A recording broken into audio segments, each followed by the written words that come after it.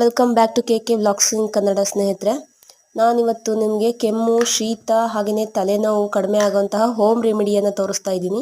ಏನಪ್ಪ ಅಂತ ಹೇಳಿದರೆ, ಗ್ಯಾಸ್ ಮೇಲೆ ಒಂದು ಪ್ಲೇಟನ್ನು ಇಟ್ಟು ಅದು ಬಿಸಿಯಾದ ನಂತರ ಅದಕ್ಕೆ ರಾಗಿ ಹಸಿಟ್ಟು ಮತ್ತು ಅರಿಶಿನ ಪುಡಿಯನ್ನು ಮಿಕ್ಸ್ ಮಾಡಿ ಅದಕ್ಕೆ ನೀವು ಪ್ಲೇಟ್ ಮೇಲೆ ಹಾಕಿದರೆ ಅದರಿಂದ ಬರುವಂತಹ ಹೊಗೆಯನ್ನು ಮೂಗಿನ ಸಹಾಯದಿಂದ ಹಾಗೆಯೇ ಬಾಯಿಯ ಸಹಾಯದಿಂದ ನೀವು ತಗೊಳ್ಳೋದ್ರಿಂದ ಬಾಯಿಂದ ತಗೊಂಡ್ರೆ ಕೆಮ್ಮು ಕಡಿಮೆ ಆಗುತ್ತೆ, ಮೂಗಿಂದ ತಗೊಂಡ್ರೆ ಶೀತ ಮತ್ತು ತಲೆನೋವು ಕಡಿಮೆ ಆಗುತ್ತೆ. ಸ್ನೇಹಿತರೆ, ಒಮ್ಮೆ ಟ್ರೈ ಮಾಡಿ ನೋಡಿ ಈ ಹೋಮ್ ರೆಮಿಡಿಯನ್ನು.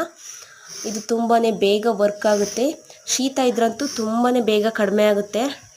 ನೀವು ಡೈಲಿ ಇದನ್ನು 3 to 4 ಟೈಮ್ಸ್ ಮಾಡಿದರೆ ನಿಮ್ಮ ತಲೆನೋವು, ಕೆಮ್ಮು, ಶೀತ ಎಲ್ಲ ಹೋಗುತ್ತೆ. ಇದನ್ನು ಮಕ್ಕಳಿಗೂ ಕೂಡ ಮಾಡ್ಬೋದು, ಯಾವುದೇ ವಯಸ್ಸಿನ ಮಿತಿ ಇಲ್ಲ ಇದಕ್ಕೆ. So welcome back to K vlogs in Kannada ಸ್ನೇಹಿತರೆ.